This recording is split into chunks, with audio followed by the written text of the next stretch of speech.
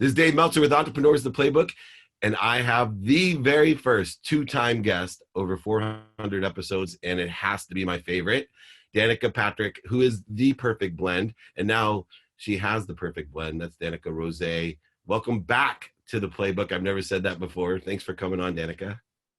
Yeah, thank you. So the blend I want to talk about first, Danica, is one that you and I kind of share, is this blend of intensity and allowance. And it's a new type of lifestyle for me, to be super intense to get out of my own way, or super intense to clear the connection to this great source of light, love, and lessons that I feel.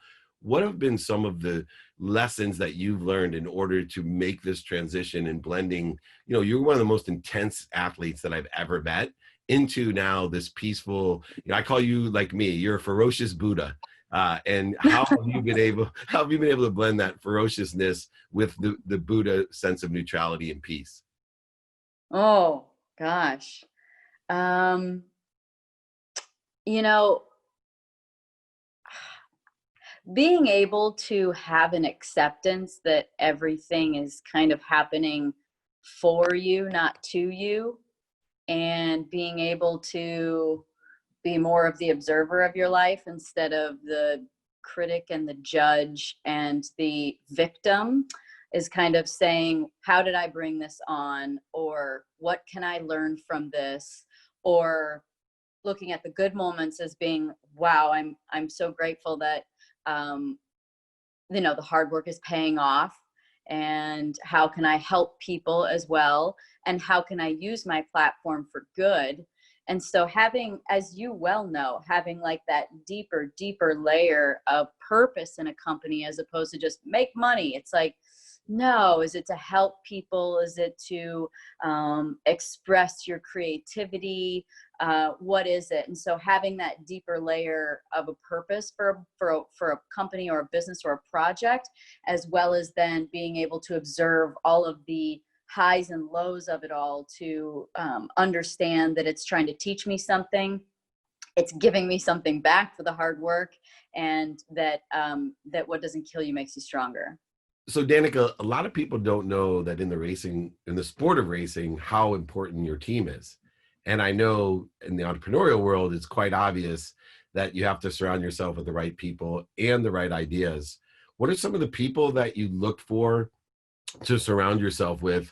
And more importantly, either values or ideas that are so important to you that you want to have on your team?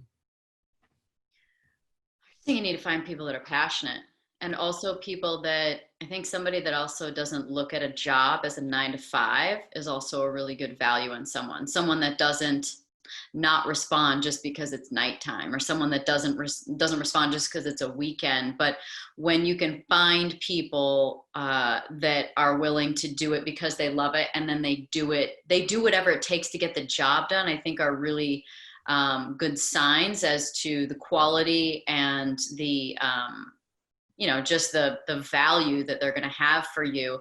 And then beyond that, it's just a connection, right? You just meet someone and you click and you have good conversation, and it's easy. And, you just like them. I think when you meet somebody that you work with, you just first off have to like them, and then see how they operate in the early stages of establishing some kind of relationship.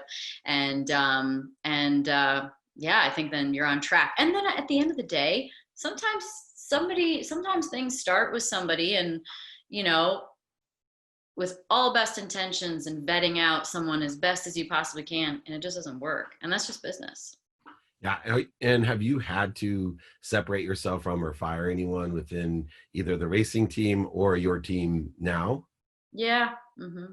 And what's, I think for me, that was always the most difficult thing. Oh, I hate it. But I fire friends.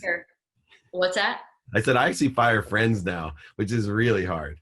I literally, and I get a lot of shit for it from people, because like, what do you mean you fire friends? Like, if somebody bleeds me, I have to have people around me that feed me, and I can literally, they will bring me down. And maybe it's scars from my past, but I've learned I'm better off telling someone, this is about me.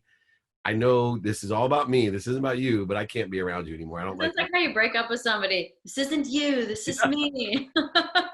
But at the end of the day, sometimes it is. Yeah. First people I had to fire were my parents. Oh, wow. I met your mom. She seems like she's okay with it. Yeah, it's all good, but there was a wave of rough pattern. And so I would say, in fact, my advice would always be to people, if you can avoid working with your family, it's best. But sometimes I there's no other way. Again, kind of like an early stage relationship with someone that you hire, you think it's all going to be great. And so from in my specific situation, which I think is a lot of times the situation for young people, especially probably in more of the athlete category or like that kind of world where there's no natural break in the relationship. And there's also an understanding for the job that's being done, because obviously they did it with you since you were a kid. But if you cannot work with family, it's best. But it really, especially in the world of sports, I think sometimes it can be hard, because who do you trust? right. That's a And big where do part. you go? And so, having those, and this is probably leads to the next really most important element, I think, with anyone that you work with, is this immediate level of honesty and transparency, so that there's no standard set where we don't have conflict. You really, you start off, you don't have to start off there, but if there's something that bothers you from the very beginning, you mention it, right? And then you give them the comfort to mention it to you. I just had like a little situation happen with my near and dear ride or die, Haley. And she, this is our level of transparency. And I even thought to myself, do I really need to ask for this? But she had an out of office on her reply for an email. And, it goes for like 10 days, because we're about to the weekend, and then we're taking a trip together. And then there's another weekend right after. And I get it, but it just somehow rubs me the wrong way. And so I asked her if she would take it off. Yeah. And she's been with me for way over a decade. And so, having that transparency and trust means that that someone's not going to fire you because of one little thing. Because if you wait too long to critique or say something, I think that can lead to get to a place where it's kind of like if you don't remember someone's name and you forget to ask too early in the beginning of knowing them, and then all of a sudden, like way down the line, you're like, I can't ask now. Yeah. And Like that. You just need to say stuff right off the bat. Those guys in our industry too, because I've been called coach more times. Like, I know those guys that literally, especially when I ran like Leigh Steinberg, or I was Warren Moon's partner, and everybody knows Leigh or Warren. So I was kind of like their guy. So they never would listen to my name. So I would be like, hey, coach, hey, and you're like, come on, dude. I've known you for 11 years and you haven't even learned. And it's not like I have a weird name, right? Dave is probably the oldest, most biblical name there is. It does get difficult also, patience wise. And I think your ride or die Haley story is very indicative of people like you and I, that we want it fast and hard. And now, and you're here the day before a holiday doing this, promoting your great wine. And a lot of people right? They would think they were above that. And especially if there was technical difficulties and you had to call back in, you would definitely like, get out of here. Friday at 7 o'clock, and we're trying to get into the 4th of July week or the holiday weekend, Well, hopefully you had a couple glasses of wine already. The interview will be better. But how do we calm ourselves down on the patient side of not expecting others, treating others better than we treat ourselves? Because I find I get in trouble with my employees because I'm 7 days a week, right? I don't believe in work. I believe in activity I get paid for. I love what I do. And, I just had to let a young lady go because she wasn't available, had to leave at 4. She has another job and weekends were off limits, but she was a PR person. I'm like, you're setting up speeches on the weekend for me. I need you. And she was young and she didn't get it. She's like, well, that's a lot of hours. And someone who doesn't have a clock for their job, and it's just the job is whatever it takes to get it done, is so important. What are when you look at someone, when you're trying to find people to work with for projects or hiring for something, what do you look for? So the first thing is gratitude, because gratitude gives, if they're looking for the good stuff, the light, the love, and the lessons and things, I know I have somebody I can really work with. And then I look for forgiving people. So I'll ask them, what's the worst thing someone's done to you? And then ask them if they forgave them or why. And then I'll also, even more important is accountability. I'm sure you'll get this, being in your position. What drives me nuts is people that go to blame, shame, and justification. And so I'll ask in an interview, I'll say, tell me the worst thing that's happened to you and who's accountable for it. And if they go on and on and on about how this person screwed them over, they're out. If they're kind of blending it that, well, I made some mistakes and I'm fine with that. But if someone says, hey, I asked myself, what did I do to attract this to myself? And what am I supposed to learn from it? I'll literally hire them on the spot. So, and then the last one is that must be what I can be. I try to see in sports or their previous curriculars or they're just some people that must be what they can be. So it's not even an ask that they would be available. It's the ride or die Haley's of the world who I know, or even Kathy or PR. They're the people that you get emails at 3 a.m. and it's like, okay, we're on the same boat. And so those are the 4 things: gratitude, forgiveness, accountability, and that must be what we can be attitude. And it's harder and harder to find in younger people today, all 4 of those things, but they're out there. Do you think it's always been hard to find, or do you think it's harder now? I think it's always been hard. The thing that makes it a little bit harder now is we went for 13 years of really good economic growth. So we've spoiled. It's not about entitlement and the helicopter. I don't buy into any of that, man. There's some really hard-hitting kids out there, but no matter what, everyone's had that leverage. These young people, 35 and under, I'll just get another job. And now they're in a whole new boat, right? It's like you are grateful for any job that you can get. Things changed in a day for you. And we went from, the best employment numbers ever into depression-like employment numbers. And I think that'll change a lot of people's perspectives really quickly. Someone that knows how to ride a storm out. Someone that knows, someone has like we've talked about many times, someone that has that deeper meaning to why they are somewhere instead of just the money or, something of prestige or attention or something like that. When they have like a deeper, wholesome meaning to why they're doing a job, I think that's really important. That kind of feeds into this idea that you ride out a storm, right? Because then you know why you're still there. But if you only are there for money and you think something's going wrong, then you'd be like, bye. But when you're there because you believe in a product or you believe in this person's goal and their values, then you stay and you ride it out. And now you become a team. Now you come out the other side like, look what we just did. We got through that. We can get through anything. And but unless they're invested like that, then they don't know how to ride the storm out. Yeah, I think you're right. In Indiana right now, that's a Bobby Knight lesson, right? When they asked him about when he got to championships, he would say, no, it's about how we got here, that whole meaning and purpose behind it. What do you see for you is the meaning of Danica Rose Wine, for example?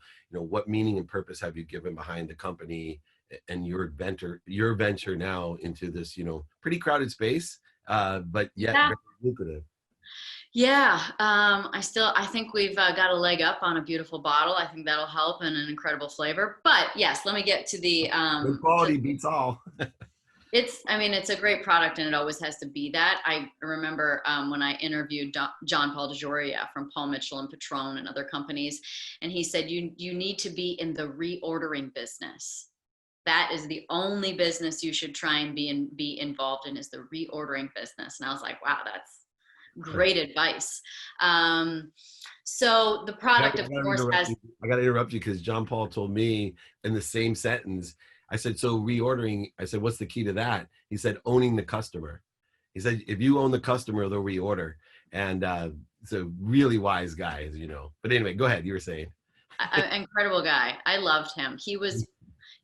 Obviously I was so grateful for you doing the interview too. And you guys are like the top level, like ones that when I'm in the conversation with you guys, I'm enthralled, like time is gone. Yeah.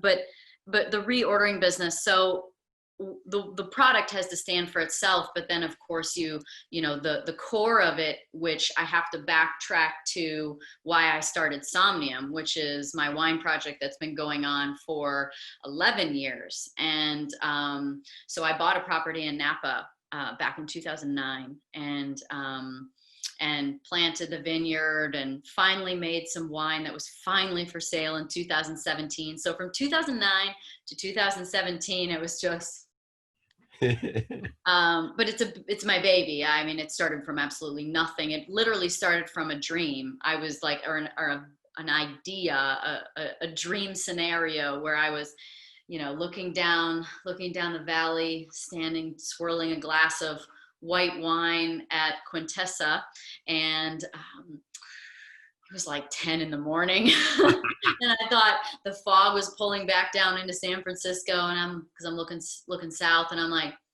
man, I want to have something like this someday. And then I thought, I don't have $50 million yet. I mean, I literally thought yet in my head.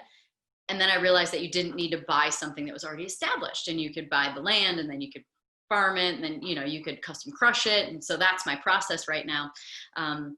But it was always to the real reason, because if it was about making money, I'd have been gone a long time ago, because I've spent so much money.